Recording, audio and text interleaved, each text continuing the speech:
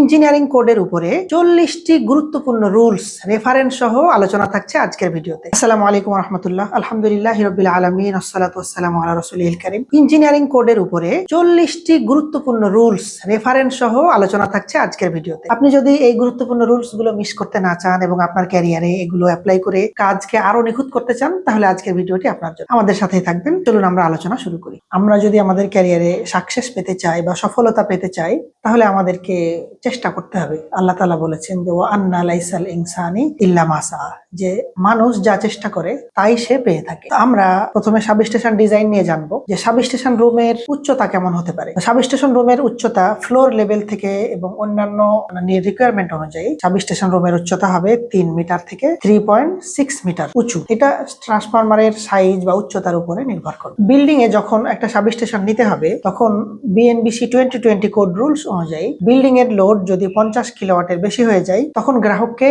নিজ খরচে substation install করে নিতে হয়। এটি বাংলাদেশ ন্যাশনাল বিল্ডিং কোডের রুলস। তবে বর্তমানে সরকারি গেজেটে আবার প্রকাশিত রুলস যেটা সংশোধন করা হয়েছে, সেটা হচ্ছে যে 80 কিলোওয়াট বা তার নিচে লোড হলে গ্রাহককে তার নিজ খরচে সাবস্টেশন নেওয়ার প্রয়োজন হবে না। আমরা ইঞ্জিনিয়ারিং কোডের উপর ধারাবাহিক আলোচনা করতেছি এবং এটা আমাদের চলমান থাকবে ইনশাআল্লাহ, আল্লাহ তাআলা যতদিন তৌফিক দেয়। ইঞ্জিনিয়ারিং কোডের উপরে আমরা 10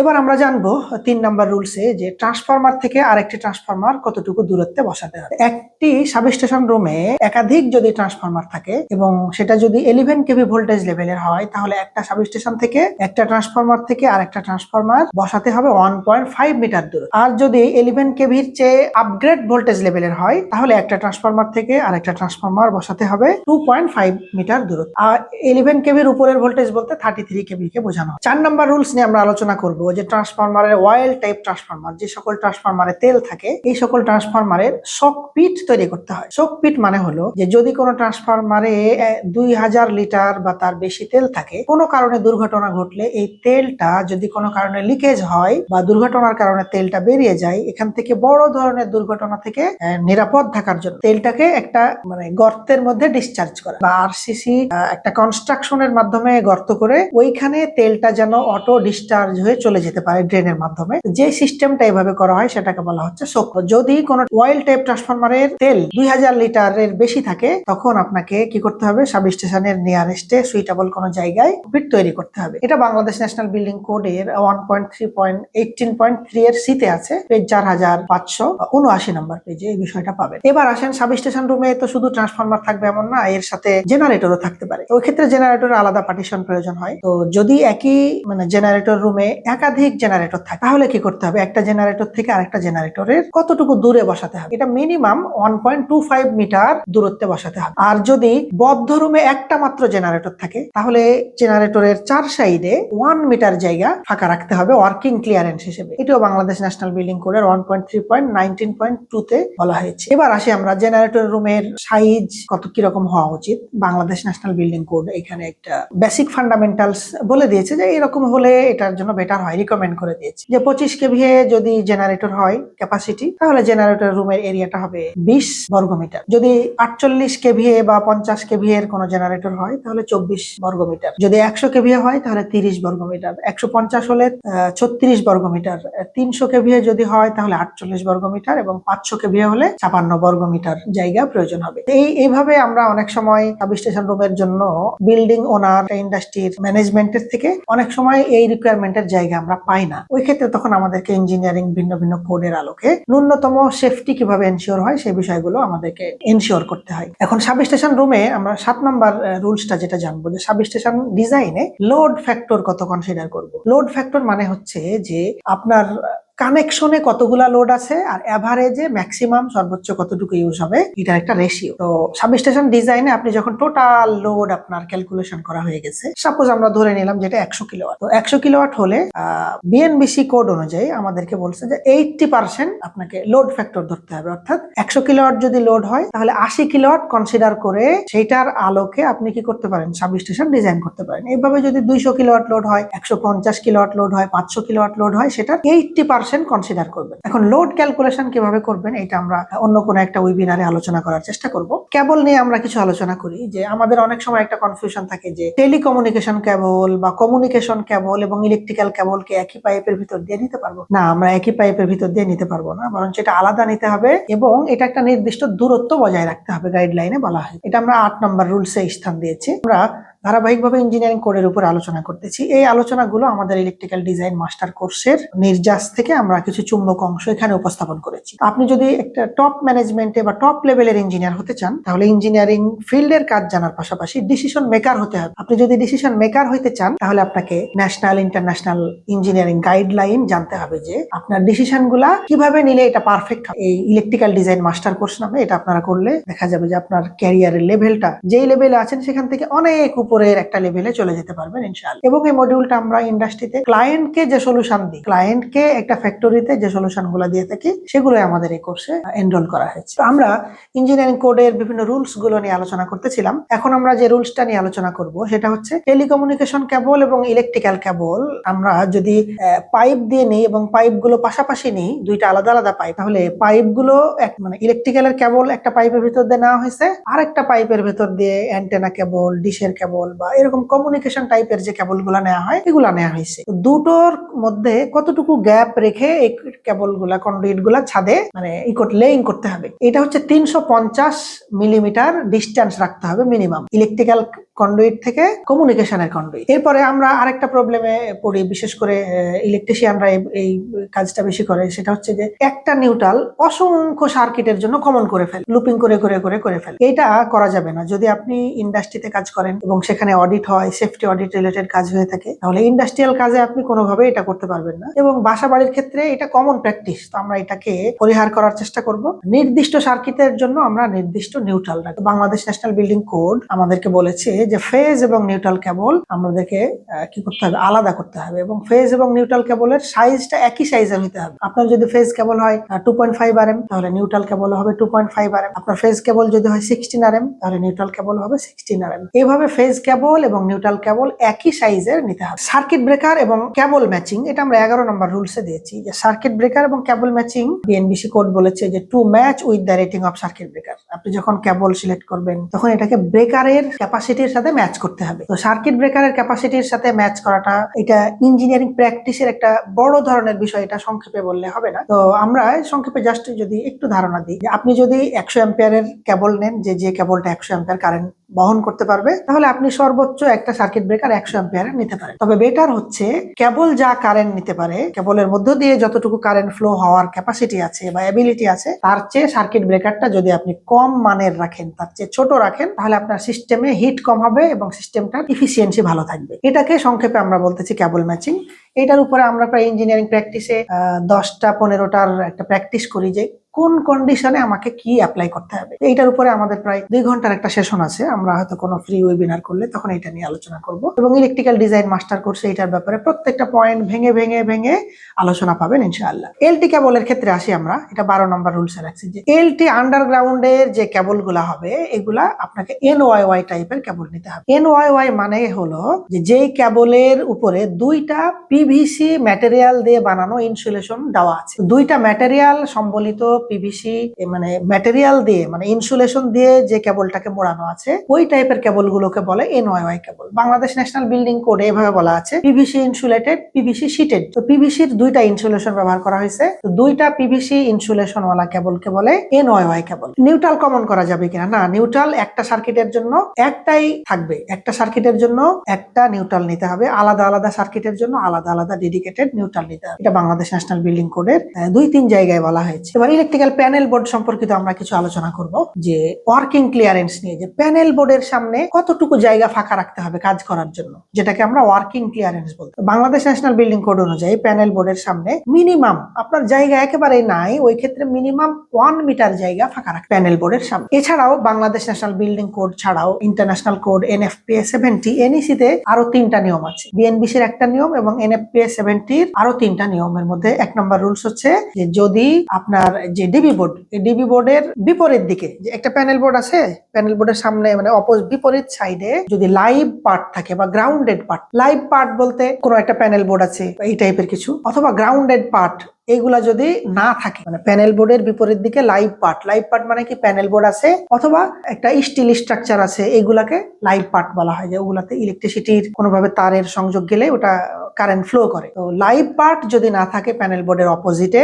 তাহলে আপনি 3 ফিট জায়গা প্যানেল বোর্ডের অপোজিটে, প্যানেল বোর্ডের সামনে ফাঁকা রাখেন। এটা হলো 1 নম্বর রুল, যেটা বিএনবিসি তেও বলা আছে। 2 নম্বর কন্ডিশন হচ্ছে যে প্যানেল বোর্ডের বিপরীত দিকে যদি লাইভ পার্ট না থাকে কিন্তু বিপরীত সাইডে কি আছে, একটা গ্রাউন্ডেড পার্ট আছে অথবা কনক্রিট বা ইটের ওয়াল আছে, তাহলে কি করতে হবে, আমাদেরকে 3.5 ফিট জায়গা ফাঁকা রাখতে হবে। আর যদি 2 দিকেই প্যানেল বোর্ড থাকে, অর্থাৎ একটা প্যানেল বোর্ডের অপোজিটে লাইভ পার্ট মানে প্যানেল বোর্ড, এই দিকে প্যানেল বোর্ড, 2 দিকে প্যানেল বোর্ড, মাঝখানে কি, মাঝখানে হচ্ছে ওয়াকিং ওয়ে, ওয়ার্কিং ক্লিয়ারেশনের জন্য, এইরকম যদি হয় তাহলে ওই জায়গাটা হতে হবে 4 ফিট ডিস্টেন্স রাখতে হবে। তো বাংলাদেশের প্রেক্ষাপটে এইভাবে মানে রাখাটা খুব কঠিন, কারণ ইলেকট্রিক্যাল রুমের জন্য আমরা খুব কম জায়গা পাই কাজ করার জন্য, ম্যানেজমেন্ট সব কিছুর জন্য জায়গা দেয়, কিন্তু ইলেকট্রিক্যাল রুমের জন্য সহজে আমরা অধিকাংশ ফ্যাক্টরিতে জায়গা দিতে চাই না আমাদেরকে। তো ওই জায়গায় যদি আপনার কোনোভাবেই না থাকে, তাহলে আপনি মিনিমাম 3 ফিট অর্থাৎ 1 মিটার মানে 3 ফিট জায়গা আপনাকে ফাঁকা রাখতে হবে। ইঞ্জিনিয়ারিং কোডের উপরে এভাবে আমরা বিভিন্ন course module, electrical design master কোর্সটা ডিজাইন করেছি। এইরকম গুরুত্বপূর্ণ ভ্যালুয়েবল রুলস, মানে ক্যারিয়ারের জন্য হাই ভ্যালু প্রোভাইড করে, এরকম রুলস গুলা জানতে চাইলে আমাদের ইলেকট্রিক্যাল ডিজাইন মাস্টার কোর্সটা আপনারা নির্দ্বিধায় করতে পারেন। আপনাদের ক্যারিয়ারের জন্য একটা গেম চেঞ্জার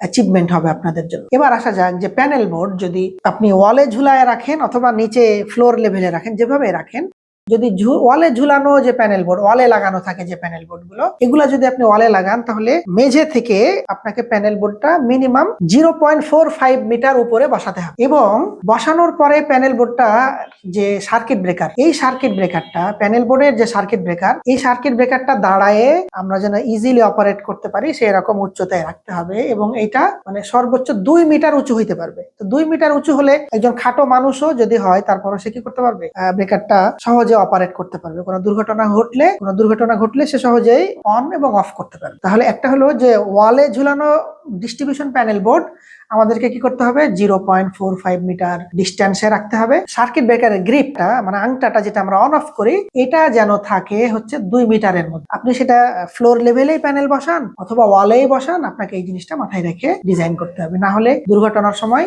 আমরা ইজিলি এটাকে অ্যাক্সেস করতে পারবো না, ফলে এটা সেফটি ভায়োলেশন হচ্ছে। এটা বাংলাদেশ ন্যাশনাল বিল্ডিং কোডে আছে, এছাড়াও অন্যান্য ইন্টারন্যাশনাল কোড গুলোতেও রয়েছে। এবার সুইচ বোর্ডের ব্যাপারে আসি, যে সুইচ বোর্ড আমাদের অনেক সময় প্রশ্ন থাকে যে একটা সুইচ বোর্ড আমাদেরকে কতটুকু উচ্চতায় বসাতে হবে, সুইচ বোর্ডকে আমাদের কতটুকু উচ্চতায় বসাইতে হবে। যদি বাসা বাড়ির জন্য সুইচ বোর্ড হয়, তাহলে এটা 1200 মিলিমিটার উচ্চতায় বসাইতে হবে, 1200 মিলিমিটার উচ্চতায় বসাতে হবে। আর যদি এটা আবাসিক ভবনে হয়, বাণিজ্যিক ভবনের জন্য হয়, তাহলে লাইট ফ্যানের জন্য যে সুইচ বোর্ড গুলো, এগুলা ফ্লোর থেকে 1300 মিলিমিটার উপরে বসবে। এবার সুইচ ফর লাইটিং সার্কিটের জন্য আমরা কি করতে পারবো, একটা সুইচ দিয়ে একাধিক লাইট জ্বালাইতে পারবো, একাধিক লাইটের কানেকশন দিতে পারবো, অথবা একটা সুইচ দিয়ে আপনি একটা লাইট পয়েন্টও কন্ট্রোল করতে পারেন। আমরা ইন্ডাস্ট্রিতে অনেক সময় এই প্রশ্নটার সম্মুখীন হই যে ভাই আমরা একটা সুইচ দিয়ে, সেটা একটা সুইচ সার্কিট ব্রেকারকেও সুইচ হিসেবে কল্পনা করতে পারি, অথবা একটা সুইচ অন করলে আমি সর্বোচ্চ কয়টা লাইট জ্বালাতে পারবো। এটা নির্ভর করবে আপনার সুইচের ক্যাপাসিটির উপরে।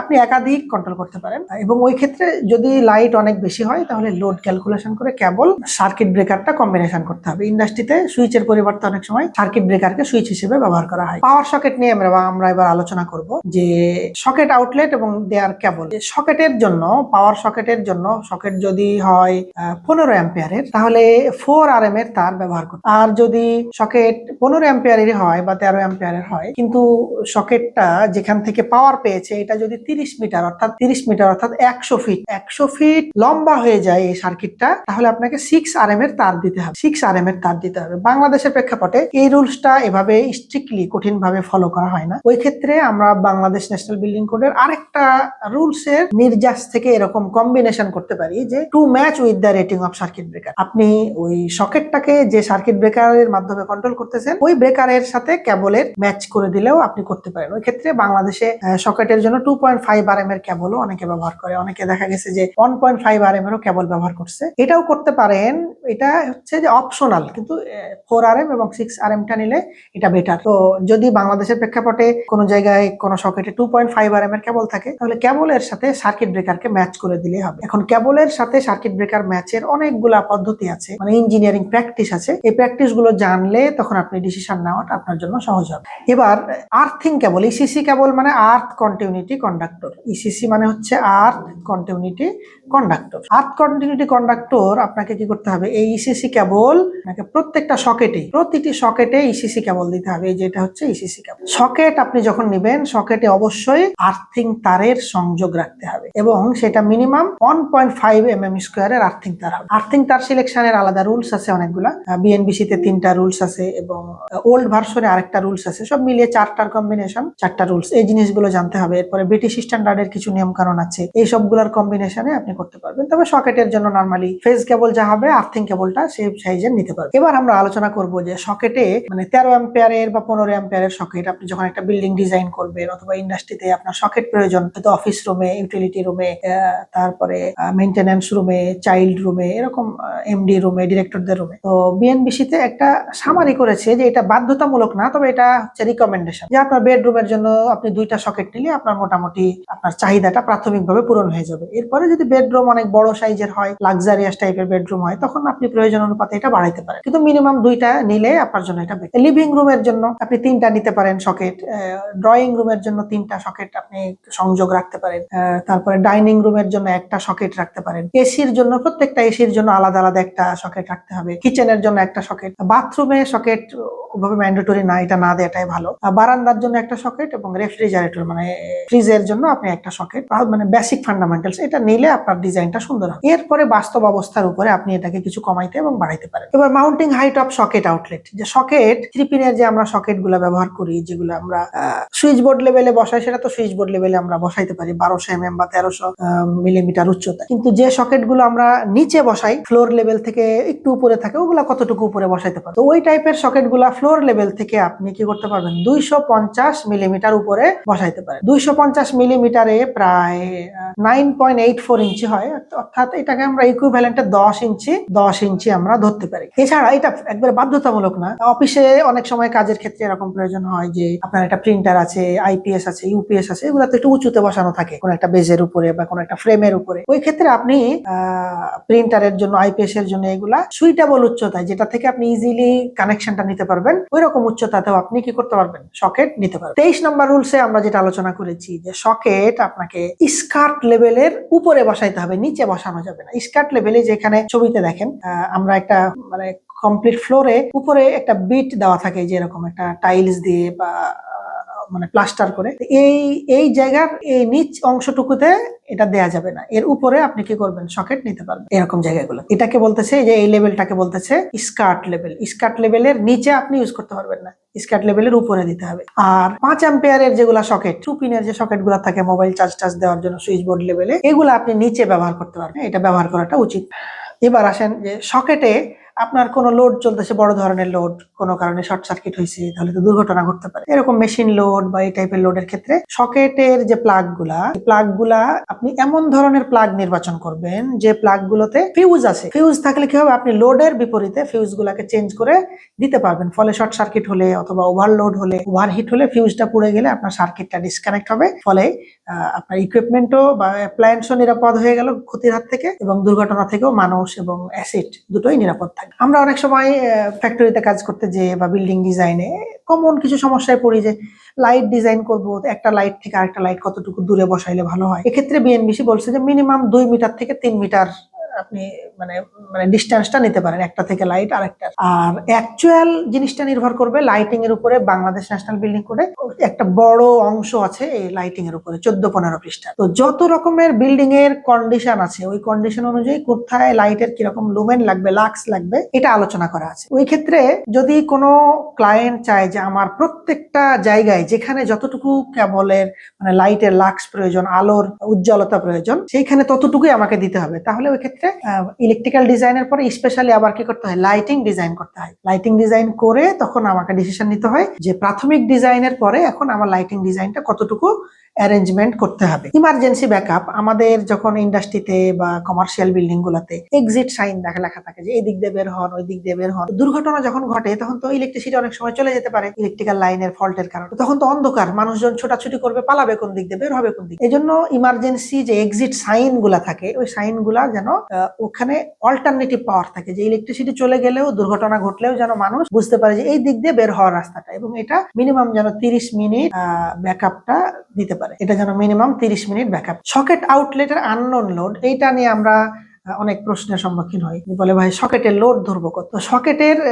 মানে ইঞ্জিনিয়ারিং কোডে ক্যাটাগরি, দুইটা ক্যাটাগরি বলছে। একটা হলো আননোন সকেট, মানে আননোন সকেটকে কখনো আননোন লোড হিসেবে ধরা হয়, কখনো নোন লোড হিসেবে ধরা হয়। আননোন লোড মানে কি, আপনি একটা বিল্ডিং এর সাপোজ আমি এখানে একটা সকেট বসাইছি বা এখানে একটা সকেট দিয়েছি, কিন্তু নির্দিষ্ট কোনো উদ্দেশ্য নাই। কখনো আমার মোবাইল চার্জ দিতে পারি, কখনো এটা দিয়ে আমি গরম বাতাস বের হওয়ার জন্য মানে হ্যান্ড ড্রায়ার ইউজ করতে পারি, কখনো এটা দিয়ে ড্রিল মেশিনে সংযোগ দিতে পারি, কখনো এটা দিয়ে ইলেকট্রিক কাপড় ইস্ত্রি করতে পারি। এরকম ডিফারেন্ট কাজ, মানে নির্দিষ্ট একটা উদ্দেশ্যে এই সকেটটাকে লাগানো হয়নি। এইরকম সকেটকে বলে আননোন লোড। এই ক্ষেত্রে সকেটের পাওয়ার ধরতে হবে 1 কিলোওয়াট, অর্থাৎ 1000 ওয়াট ধরতে হবে। আর যদি ওই সকেটটা একটা নির্দিষ্ট লোডের জন্য ব্যবহার করা হয়, সাপোজ ধরে নেন একটা সুইং মেশিন 250 ওয়াটের বা 300 ওয়াটের বা 400 ওয়াট, তো ওই ক্ষেত্রে তখন সকেটের পাওয়ার আর 1000 ওয়াট ধরতে হবে। তখন সকেটের পাওয়ার হবে ওই সকেটটা দিয়ে যেই মেশিনটা বা যেই ইকুইপমেন্টটা বা যেই অ্যাপ্লায়েন্সটার সংযোগ দেয়া হচ্ছে সেই অ্যাপ্লায়েন্সের যে পাওয়ার, সেই পাওয়ারটাকে ধরতে হবে। তখন ওই সকেটটা হলো নন লোড। তো নন লোডের ক্ষেত্রে ইকুইপমেন্টের যে পাওয়ার সেটা, যেমন সুইং মেশিন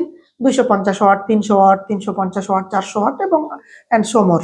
এইরকম হইলে আপনার যদি 250 ওয়াটের একটা সুইং মেশিন হয়, তখন ওই সকেটের পাওয়ারটা ধরতে হবে ওই মেশিনটার পাওয়ার 250 ওয়াট। ওইটা দিয়ে যদি একটা হ্যান্ড ড্রায়ার চলে, এটা 1000 ওয়াট হয়, তখন 1000 ওয়াট ধরতে হবে। যদি ওইটা দিয়ে কোনো একটা মোটর চলে, তখন মোটরটা যদি 500 ওয়াটের হয় তাহলে 500 ওয়াট ধরতে হবে। তো ওই ক্ষেত্রে তখন সকেটটা হলো নোন লোড। আর আননোন কখন, যখন ওই সকেট দিয়ে যখন যা প্রয়োজন তখন চায় তার সেখান থেকে পাওয়ারটা নাই। আশা করি বিষয়টা বুঝতে পেরেছেন। তো লোড ক্যালকুলেশন এই জন্য আপনি বিএনবিসিতে অন্য এক জায়গায় দেখবেন যে 13 অ্যাম্পিয়ারের সকেট বা 15 অ্যাম্পিয়ারের সকেট 1 কিলোওয়াট পাওয়ার ধরতে হবে। এখন আপনি লাগাইছেন মেশিনের 500টা মেশিনের জন্য 500টা সকেট, কিন্তু মেশিনগুলা 300 ওয়াটের। এখন আপনি কি 1000 ওয়াট ধরবেন না 300 ওয়াট ধরবেন? তখন আপনাকে 300 ওয়াট ধরতে হবে, বা ওই মেশিনের পাওয়ার যেটা সেটা ধরতে হবে। ভোল্টেজ ড্রপ নিয়ে আসি। বাংলাদেশ ন্যাশনাল বিল্ডিং কোড বলছে যে আপনি যেখান থেকে পাওয়ারের সংযোগটা কেবল দিয়ে নেবেন এবং যে মেশিনে এসে সংযোগটা পাবে, তো ওই সোর্স থেকে ডেস্টিনেশন এন্ডে যে পাওয়ারটা নেবেন, নিতে যে ভোল্টেজ তো মানে কেবলের ভিতর দিয়ে তো পাওয়ারটা আসবে, তো কেবলের রেজিস্ট্যান্সের কারণে ভোল্টেজটা কমতে কমতে কমতে কতটুকু কমাটা সহনীয় বা অ্যালাউড, সেটা হলো সাপ্লাই যে ভোল্টেজ আপনি নিবেন ওই সাপ্লাই ভোল্টেজের 2.5%, 2.5%। তো 3 ফেজ ভোল্টেজ আপনি যদি কনসিডার করেন 315 ভোল্ট, তাহলে 315 ভোল্টেজে 2.5% হয় 10.37 ভোল্ট। যদি 400 ভোল্টকে আপনি রেফারেন্স ধরেন, তাহলে 400 ভোল্টেজের 2.5% বের করবেন, তখন 10-এর চেয়ে কম হবে, হয়তো 9 বা সামথিং কিছু হবে। এইভাবে আমরা ভোল্টেজ ড্রপ যখন ক্যালকুলেশন করা শিখবো, তখন ভোল্টেজ ড্রপ ক্যালকুলেশন করে দেখবো যে ভোল্টেজ ড্রপটা 2.5%-এর মধ্যে আছে। এটা বাংলাদেশ ন্যাশনাল বিল্ডিং কোডের রুলস এবং বাংলাদেশের ক্ষেত্রে এটা অ্যাপ্লিকেবল। আর এছাড়াও আরো দুটো রুলস আছে ন্যাশনাল ইলেকট্রিক কোড এনইসি-তে, যে এক্ষেত্রে দুইটা বলা হয়েছে, যে 5% এবং 3%। 3% আর 2%। যে সাপোজ ধরেন ট্রান্সফরমার থেকে এলটি প্যানেলে এসছে, এই জায়গাটা হচ্ছে 2% ভোল্টেজ ড্রপ অ্যাপ্লাই। ওই যে ট্রান্সফরমারের যে সাপ্লাই ভোল্টেজ নিয়ে আসতেছেন, ওইটা যদি আপনি 400 ভোল্টেজ ধরেন, তাহলে সেটার 2.5% মানে 2%, অথবা 415 ধরলে সেটার 2%। আর ডিবি থেকে যে বিভিন্ন লোডে আবার নিচ্ছেন, ডিবি থেকে একটা মেশিনে, ডিবি থেকে একটা মোটরে, ডিবি থেকে আরেকটা সাব ডিবিতে, তো এইগুলোর ক্ষেত্রে 3% মিলিয়ে টোটাল ভোল্টেজ ড্রপ আপনি 5% অ্যালাউড। তবে বাংলাদেশে এই রুলসটা অ্যাপ্লাই করা হয় না এবং এটা নর্মালি এটার প্র্যাকটিসটা খুব কম। কিন্তু আমরা রুলসটা জেনে থাকলাম যে কোনো জায়গায় যদি কোনোভাবে এটা পসিবল না হয়, তখন আমরা 5%টা হয়তো এর মধ্যে রাখার চেষ্টা করতে পারি। কিন্তু বাংলাদেশের ক্ষেত্রে নর্মালি 2.5%টাকে আমাদেরকে ফলো করতে হবে। এছাড়া ব্রিটিশ স্ট্যান্ডার্ডেও কিছু রয়েছে, যে আপনার যদি নিজের বিদ্যুতের লাইন থেকে, পল্লী বিদ্যুতের লাইন থেকে, ডেস্কোর লাইন থেকে আপনি পাওয়ার নেন, তাহলে লাইটিং লোডের জন্য যে পাওয়ারটা নেবেন বা সার্কিট গুলা থাকবে, সেটা 3% ভোল্টেজ ড্রপটা অ্যালাউড। আর লাইটিং লোড ছাড়া অন্য যতগুলো লোড আছে সেগুলোর 5% অ্যালাউড। আর যদি আপনার নিজের ট্রান্সফরমার থাকে, আপনি নিজেই ট্রান্সফরমার নিয়ে সেখান থেকে নিচ্ছেন, তাহলে লাইটিং লোডের জন্য 6% এবং অন্যান্য লোডের জন্য 8%। তবে এটা বাংলাদেশের জন্য অ্যাপ্লাই করার প্রয়োজন নেই। লাইটিং এবং লুমিনেশনের বিষয়ে আসবো। যে একটা বিল্ডিং এর যখন আপনি লাইটিং ডিজাইন করবেন কি কি বিষয় মাথায় রাখতে হবে, যে ওয়ার্কিং সারফেস যেটা, এখানে যেন আলো পর্যাপ্ত পরিমাণ থাকে। এত বেশি আলো দিলেন যে আলোর কারণে আপনার চোখ ব্যথা শুরু হয়ে গেছে, এরকম ডিজাইন করা যাবে না। আবার ডিজাইনের ক্ষেত্রে আর কি কি মাথায় রাখতে হবে, যে বিএনবিসি এই কথাগুলো বলছে যে আপনি যখন লাইট ডিজাইন করবেন এই বিষয়গুলো মাথায় রাখতে। তো লাইটিং ডিজাইন আলাদা একটা প্রফেশনাল শেখ। প্রথমে ইলেকট্রিক্যাল ডিজাইনের combination, light, fan, switch, machine, motor combination করে কমপ্লিট একটা ডিজাইন করা হয়। এরপরে যখন স্পেশাল লাইটিং ডিজাইনের প্রয়োজন হয় তখন আবার আলাদা করে লাইটিং এর আলাদা প্রফেশনাল ডিজাইন করা হয়। ওই ড্রয়িংটার আবার একটা রিঅ্যারেঞ্জ করা হয় বা রিভাইজড করা হয়। এটা করতে যে আপনাকে কি কি করতে হবে, আপনাকে উজ্জ্বলতাটা যেন চোখের আরাম থাকে, অতিরিক্ত আলোর কারণে যেন চোখ ব্যথা না করে, এই বিষয়টা মাথায় রাখতে হবে। বেশি যেন উজ্জ্বল না হয়ে যায়। আপনি লাইটিং ডিজাইন করলেন অনেক বেশি মানে উজ্জ্বলতা, এটাও চলবে না। আবার লাইট এমন ভাবে লাইটটা বসাইছেন এমন এক জায়গাতে যে ছায়া পড়ে, এরকম ভাবে করা যাবে না। এভাবে চিন্তা করে করতে হবে। আর রক্ষণাবেক্ষণ বা মেইনটেনেন্স করাটা যেন সহজ হয়, এই বিষয়গুলো মাথায় রেখে লাইটিং ডিজাইন করতে। লাইটিং ডিজাইন প্রফেশনাল হতে গেলে আলাদা মানে লাইটিং এর উপরে স্পেশালিস্ট, মানে আপনাকে একটা ভালো দক্ষতা অর্জন করতে হবে। এখন ম্যাক্সিমাম লাক্স লেভেল, লাইটের লাক্স লেভেলটা in the working area. Commonly যে কোনো জায়গায়, যেখানে আমি যেমন এখানে কথা বলতেছি আপনাদের সামনে, অথবা আমি পড়ার টেবিলে পড়তেছি, মানে কমনলি মিনিমাম আপনাকে যে কোনো জায়গাতে ওয়ার্কিং এরিয়াতে 150 লাক্স থাকতে হবে, এটা হলো মিনিমাম। এরপরে গাইডলাইন অনুযায়ী আবার পড়ার টেবিলের জন্য একটা বলা আছে, ল্যাবরেটরির জন্য একটা বলা আছে, কিউসি টেবিলের জন্য লাইটিং এর আলাদা লেভেল বলা আছে। ওগুলার যখন যেই কাজের ক্ষেত্রে দেখা গেল যে এমন একটা প্রোডাক্ট তৈরি করা হয় যে ওইখানে লাইটটা যদি ওই পরিমাণ লাইটের লাক্স না থাকে তাহলে প্রোডাক্ট কোয়ালিটি খারাপ হয়ে যেতে পারে। ওই রকম কিছু সেনসিটিভ জায়গায় কি হয়, একেবারে মেজার করে ওই জায়গাটাতে স্পেসিফিক লাক্স নিয়ে আসতে হয়। কিন্তু নর্মালি কমন অবস্থায় আপনাকে কি করতে হবে, যে জায়গায় আপনি কাজ করবেন কাজের জায়গায় মিনিমাম 150 লাক্স থাকে। এবার লাইটিং ক্যালকুলেশনে আপনি তাহলে কি কি ডিজাইন ফলো করবেন বা কোন সূত্র কোন মেথড দিয়ে করবেন। তো লাইটিং ক্যালকুলেশনে বাংলাদেশ ন্যাশনাল বিল্ডিং কোড একটা মেথডকে উল্লেখ করছে, সেটা হলো লুমেন মেথড। হ্যাঁ, লুমেন মেথড। তো বর্তমানে এগুলা আমরা অনেকে অনেক সময় ম্যানুয়ালি শিখি। এই প্রযুক্তির যুগে ম্যানুয়াল ডিজাইন গুলা অ্যাকসেপ্টেড না। কি জন্য? এটা অনেক বেশি সময় লাগে, এটা অ্যাকুরেট খুব কম হয়, রিভাইজড প্রয়োজন হলে পুরো প্রজেক্ট আবার সেম একই সমান সময় নিয়ে আবার এটাকে রিঅ্যারেঞ্জ করতে হয়, অনেক সময় লাগে। এই জন্য বর্তমান যুগের প্রফেশনাল ডিজাইন আপনাকে প্রফেশনাল কিছু সফটওয়্যারের মাধ্যমে করতে হবে। এগুলোর মধ্যে ডায়ালাক্স নামে একটা সফটওয়্যার রয়েছে, যেটা ওয়ার্ল্ড ওয়াইড একটা ফেমাস সফটওয়্যার। এছাড়াও আরো অন্যান্য পেইড ভার্সনের অনেক সফটওয়্যার আছে যেগুলো দিয়ে আপনি লাইটিং ডিজাইন করতে পারেন, যদি লাইটিং ডিজাইনে আপনি স্পেসিফিক ক্যারিয়ার করতে চান। এবার আমরা একটু সংক্ষেপে আর্থিং নিয়ে কথা বলবো, যে integral part of earthing system, যে আর্থিং সিস্টেমের অবিচ্ছেদ্য অংশ, মানে এইটুকু না হলে চলবেই না। এইরকম গুলা হচ্ছে তিনটা: earth electrode, earthing lead wire এবং earth continuity conductor. Earthing electrode, lead wire এবং আর্থ কন্টিনিউটি কন্ডাক্টর। আমরা ইঞ্জিনিয়াররা এই তিনটার মধ্যে অনেক সময় তালগোল প্যাচ লাগাই ফেলি, কোনটাকে কি বলবো। চলুন আমরা এই বিষয়টা একটু ক্লিয়ার হই। তার আগে আমরা কিছু দেখে নিই যে আর্থ ইলেকট্রোড যেটা, আর্থ ইলেকট্রোড হচ্ছে একটা রড যেটা মাটির সব গভীরে থাকে, এবং আর্থ ইলেকট্রোডের লেন্থটা হবে 10 মিটার, 10 ফিট 3.33 মিটার, এবং ডায়ামিটার মানে কতটুকু মোটা হবে এটা হবে 12.7 mm ডায়ামিটার। এটা বাংলা মানে NFPA 70, NFPA 780 এবং আরো ইন্টারন্যাশনাল কোড অনুযায়ী। আর বাংলাদেশ ন্যাশনাল বিল্ডিং কোড অনুযায়ী আর্থ ইলেকট্রোডের ডায়ামিটার হবে 12.5 mm ডায়ামিটার। আপনি যে কোনো একটা ফলো করতে পারেন। আমরা বাংলাদেশে এই 12.7 mm এটাই বেশি ফলো করি। এই যে একটু আর্থ ইলেকট্রোড হচ্ছে, এই যে ধরে নেন এটা মাটির গভীরে বসানো হয়েছে, যে এই রডটাকে বলে আর্থ ইলেকট্রোড। আর এটার সাথে এই যে জোড়া দিয়ে যে তারটা উপরে কন্টিনিউ নিয়ে আসা হবে, এই যে তার এভাবে নিয়ে এসে কোনো এক জায়গায় বাসবারে বা কোথাও সংযোগ দেওয়া হবে, এই তারটা যেটা সংযোগটাকে নিয়ে আসা হচ্ছে এটা হলো লিড ওয়্যার। তাহলে এই যে এখানে আমরা যেটা দেখছি সেটা হলো ইলেকট্রোড, আর এর সাথে জোড়া দিয়ে যেটা নিয়ে আসতেছি, জোড়া দিয়ে বিভিন্ন ভাবে হইতে পারে, আপনি সোল্ডারিং করে নিতে পারেন, ওয়েল্ডিং করে নিতে পারেন, সি ক্ল্যাম্প দিয়ে নিতে পারেন, আরো ডিফারেন্ট ওয়েতে নিতে পারেন। তো এটা কন্টিনিউ নিয়ে আসা হয়, ওটা হলো লিড ওয়্যার। তাহলে আমরা এতক্ষণ যেটা বললাম যে ইলেকট্রোড নিয়ে কথা বললাম, ইলেকট্রোডের সাইজ গুলো নিয়ে কথা বললাম।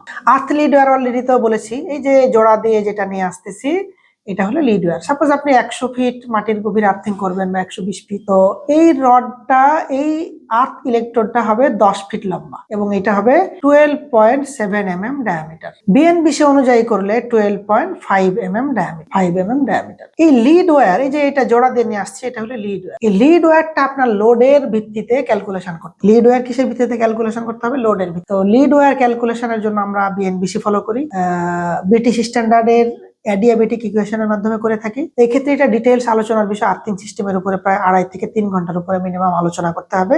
যদি আরএসসি বা ইন্টারন্যাশনাল অডিট বাংলাদেশে যেগুলোতে হয় বিভিন্ন ফ্যাক্টরিতে ইলেকট্রিক্যালের, এইটার আপনি মোটামুটি একটা ভালো লেভেলের নলেজ অর্জন করতে চান এবং অডিট রিলেটেড কাজে নিজেই স্বয়ংসম্পূর্ণ হয়ে ডিজাইন করতে চান, তাহলে অ্যাডভান্স লেভেলের বিষয়গুলো জানতে হবে। ওটা ইলেকট্রিক্যাল ডিজাইন মাস্টার কোর্স থেকে ইনশাআল্লাহ জানতে পারবে। তো লিড ওয়্যারের যেগুলো একেবারে মিনিমাম কমন মিনিমাম সাইজ আপনি একেবারে চিকন দিতে চান, তারপর আপনাকে 4 RM এর তার দিতে হবে এবং এটা দুইটা নিয়ে আসতে হবে। ছোটগুলোর ক্ষেত্রে এই যে এই ইলেকট্রোডের সাথে দুইটাকে কমন করে এভাবে উঠাই নিয়ে আসতে, তবে এই দুইটা উঠানোর এইগুলো আমরা ইন্ডাস্ট্রিতে কম প্র্যাকটিস করি। হ্যাঁ, আমরা এই ক্ষেত্রে লিড ওয়্যারটা ক্যালকুলেশন করে তখন আমরা এটা করি। আর্থিং সিস্টেমের ভ্যালু নিয়ে আলোচনা করি এবার। যে অনেক সময় আমাদের প্রশ্ন থাকে যে সিস্টেম আর্থিং এর ভ্যালু কত হবে, আর্থ রেজিস্ট্যান্সের মানটা, আমি যে একটা গ্রাউন্ডিং করলাম এই রেজিস্ট্যান্সটা কত ওহমের মধ্যে থাকলে আমার ইলেকট্রিক্যাল সিস্টেমটা ভালো থাকবে। তো সিস্টেম আর্থিং এর ক্ষেত্রে 1 ওহম, অ্যারাউন্ড 1 ওহম, 1 ওহমের মধ্যে থাকলে ভালো হবে। তবে আমরা প্র্যাকটিস করি 1 ওহমের নিচে নিয়ে আসা। আর এলপিএস এর ক্ষেত্রে যে আর্থিং গুলা করা হয় এই ক্ষেত্রে দুইটা রুলস আছে, যে নর্মালি আপনাকে 10 ওহমের নিচে রাখতে হবে বা 10 ওহমের মধ্যে। আর যদি বিল্ডিং হয়ে যায় মানে হাই রাইজ 10 তলা যদি বিল্ডিং হয়ে যায় গ্রাউন্ড ফ্লোর সহ 10 তলা বিল্ডিং হইলে তখন কি করতে হবে, 2 ওহমের মধ্যে রেজাল্ট আনতে হবে আর্থিং। এখন 2 ওহম আনার জন্য রেজাল্ট বা 10 ওহম বা 1 ওহমের মধ্যে, এটা এখন প্রশ্ন হতে পারে তাহলে এগুলো আনার জন্য কতটুকু গভীরে যাব। এটা মাটির গুণাগুণের উপরে নির্ভর করবে। মাটিটা কতটুকু ভেজা বা স্যাঁতসেঁতে মাটির ময়েশ্চারের উপরে নির্ভর করে। মাটির ময়েশ্চার যদি অ্যাভেলেবেল থাকে 20 ফিট গভীরে, তাহলে আপনার 1 ওহম রেজাল্ট আসতে পারে। এখন 1 ওহম আসার জন্য আপনাকে যত গভীরে যাওয়া দরকার তত গভীরে যেয়ে 1 ওহম রেজাল্ট আনতে হবে, যদি আপনার যেই ক্ষেত্রে 1 ওহম রেজাল্ট প্রয়োজন। আবার 10 ওহমের ক্ষেত্রে ততটুকু মাটির গভীরে যেতেই থাকবেন যতটুকু না গেলে আপনি রেজাল্টটা পাচ্ছেন না। বাংলাদেশের প্রেক্ষাপটে কমন সিস্টেমে হইল 1 ওহম রেজিস্ট্যান্স পাওয়ার জন্য কমনলি মিনিমাম 120 ফিট আর্থিং করতে হয় অথবা 150 ফিট। তবে 120 ফিটের ক্ষেত্রে অধিকাংশ জায়গায় 1 ওহম রেজাল্ট চলে আসে আর্থিং এর। আর কিছু কিছু জায়গায় যেখানে মানে মাটির ভেজা লেয়ারটা অনেক শুকনা হয়ে গেছে, মাটির পানির লেয়ারটা অনেক নিচে নেমে গেছে, ওই ক্ষেত্রে তখন আমাদেরকে আরো গভীরে যেতে হয়। তো এটা নির্ভর করবে এক এক এলাকায় এক এক রকম, এই জন্য নির্দিষ্ট কত ফিট গভীর করবেন এইটা বলা যাবে না।